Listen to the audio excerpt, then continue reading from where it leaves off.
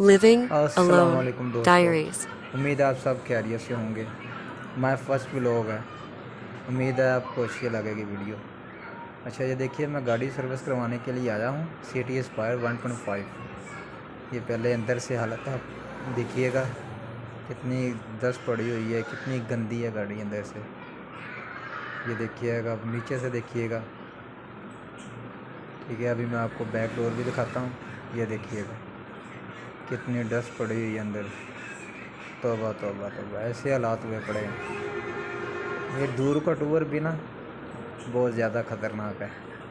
गाड़ी बहुत गंदी कर देता है। ये अंदर का व्यू आपको दिखा रहा हूँ, देखिएगा।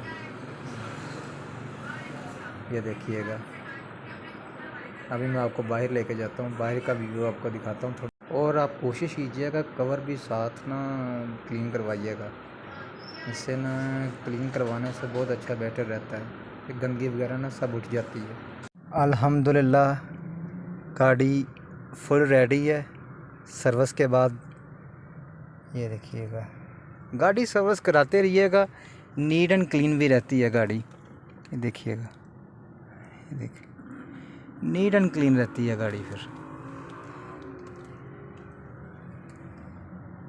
ठीक है, आप लोग इजाज़त दीजिए। अगर वीडियो अच्छी लगी हो तो लाइक, सब्सक्राइब और शेयर करना मत भूलिएगा। अल्लाह आपको अपने हिफ्ज़-ओ-मान में रखे। ठीक है, इजाज़त दीजिएगा।